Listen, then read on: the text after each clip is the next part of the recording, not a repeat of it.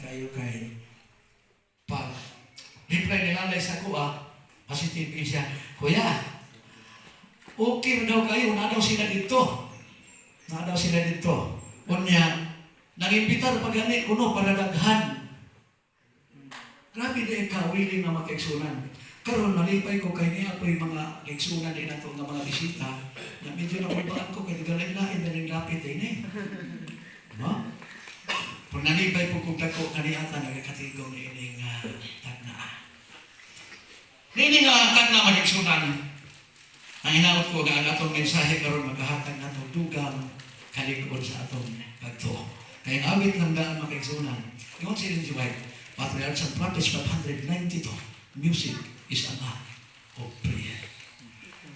Ang ano ito, mo itumbas sa usa ka paglampo.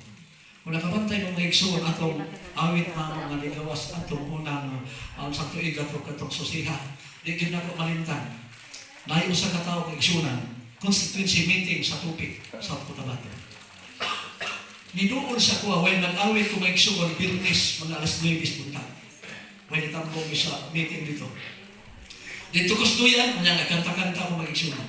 At atong ikanta, katong nasa among volume 3 ni Mrs. na awit nga hangtod sa kamatayon. Katong awit nga akong gihimo mag-igsunan para sa mga nibiya sa ilang pag-alaga. Kaya 2006, gihimo na ito ang alarm singers. Ang dako kayong tumong mag-igsunan, pagpukaw sa mga nakatulog sa pag-alaga. Kaya binin mo, mas maayo pa rin wala pa mga alaga nga mamatay kaysa nag-alagad na nibiya o niya mamatay. Lugi kayo. Marang ang alarm, that is Adventist Living Assault Revival Ministry. Nga naman, na-experiencehan man ko na mo, before ko nibiya sa pag-alagad mga igsuon, before pa nang mingaw ang langit, giatuan mi, bagay ang butog, nakaabot pa ka itong mga korpin nga pamilya dito sa Fortuna. Giatuan mi.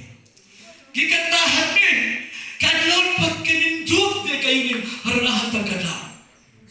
Muna ang among ministry ni Mrs. ay kumbay na mo.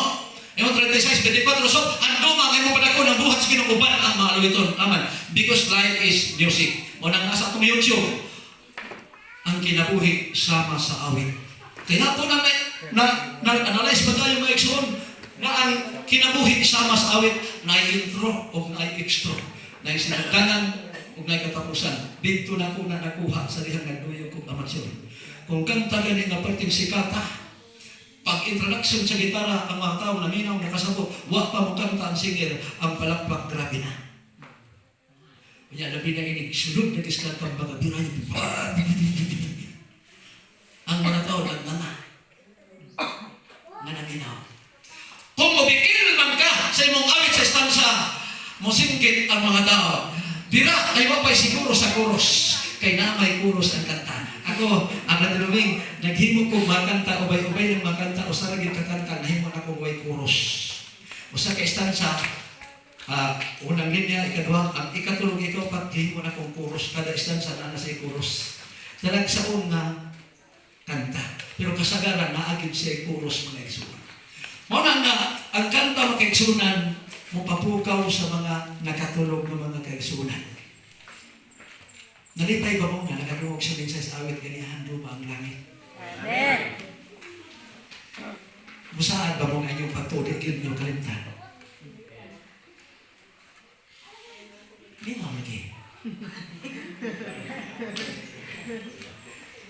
Sige na, pag-impro lang sa Exodus 22, so remember na kapag nito kay Pituli. Malimot man kita. Parang tayo bibigyan si Isayas. Iwan ng Diyos, malimot ba ang usak babay sa iyang anak masuso? Makalimot. Pero ang Diyos ingon, ako, bigyan makalimot nito. Wala na nakalimot Exodus, kaya bisag makalimot ha, na ay Diyos na gili makalimot. Amen? Amen. Dito mo sa ko, dito sa duyan, kung nagkanta ko, padayon lang sa pag-alagad mo, hangtod sa kamatayon. Why nagkanta ko igsoon? O sa katawang idungol dito, di man din magka-istorya, kaya nagkanta man ko, nihawid sa duyan, nagatubang, nag-smile sa kuha.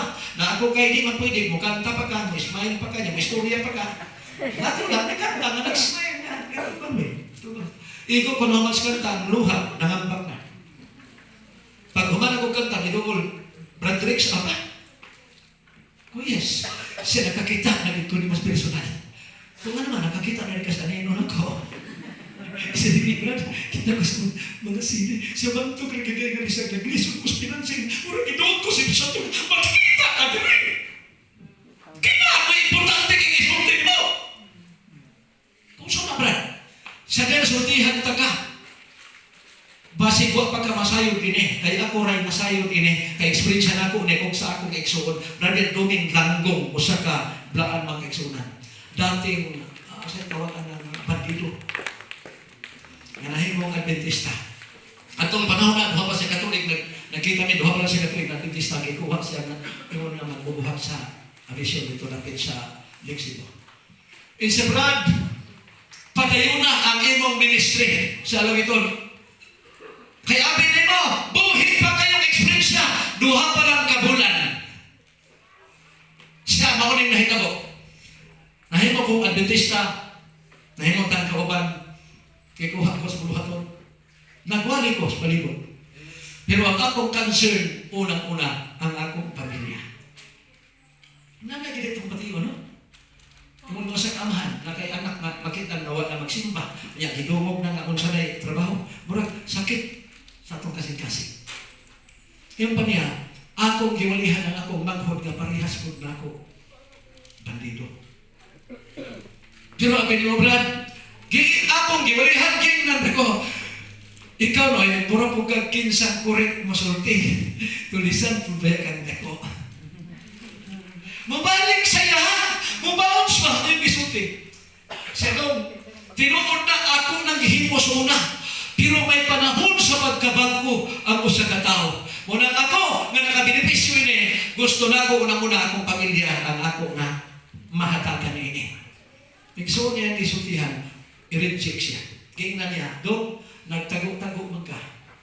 Kung na kay panahon, naamang kay radyo, magamay sa bukid, paminawi ni bisang mata Domingo na. Iyang i-introduce igsuon ang programa ni Brother Patrimonio. Samlang, nakabantay mo to? Kinsa nakabantay ninyo? Mga mo kabantay? Huwag mapun muna ko subuan ng bantayan. Kipaminawan niya mga igsuon. Sulod sa duha ka bulan tagos bukid, kalit ni bahada niyang igsuon. Siya Brad, nahibulong ko akong igsuon ni bahada. Unya, nanutana. Ano eh? Asa man tao gusto kang magpabautismo, asa man kang magpabautismo. Ninisiga yan mata. Sa? Sa? Sa ka nang imong giahilan ron, ikaw rin gusto maluwas.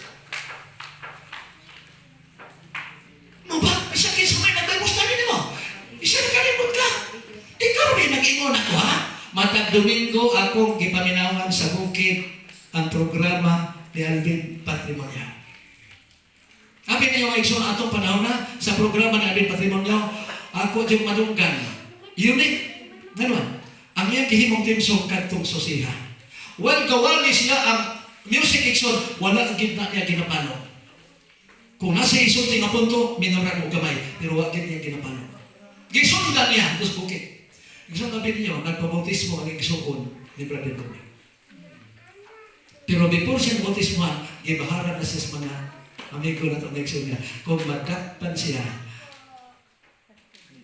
palitan siya na buhi. Igsoon, human siya mabautismo eh, duha ka bulan, nadakpan ang igsoon ni Brother Doming sa mga hindi. Gidala sa bukid, ginaming. Kay tulog ka gabi, pagkahuman, ihaw na siya. Pero igsoon, natin ninyo, ang mga nagdako, nahibulong. Kasi Brother Doming, ang iyang igsuon, duha pa man kabuan, halos o pagani kayo mga memoritas na nahibalan. Pero abin ninyo, nahibulong ang nagdako.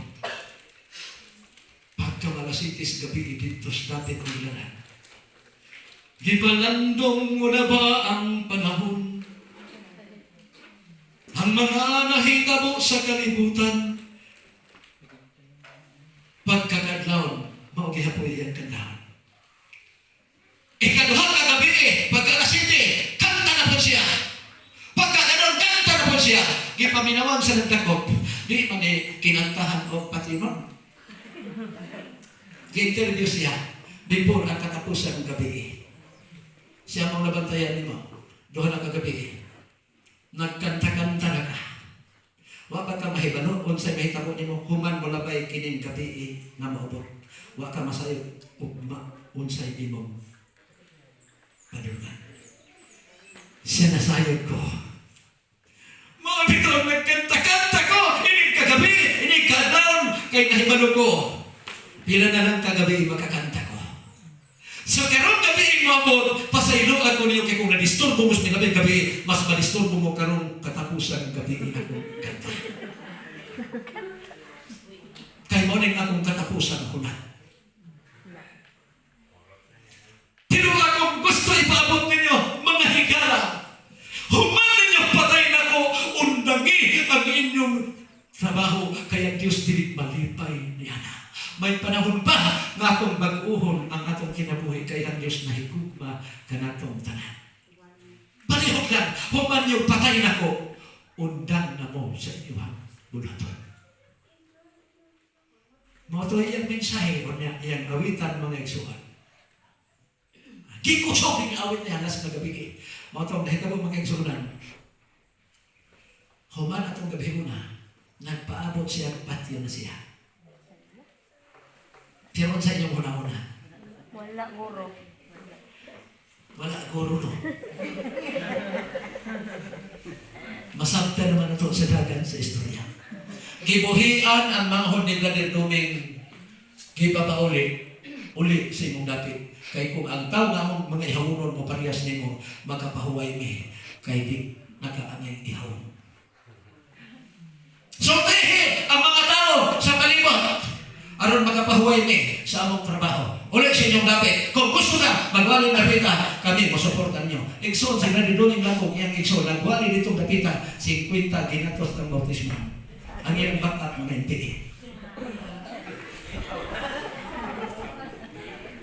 Praise the Lord. Unang awit igsuon, perting dakua o kanabutan sa atong bulhaton. Kaya daghang mga tao, may sa panglulo, mag-crucif ka sa atang, di mo nisigil.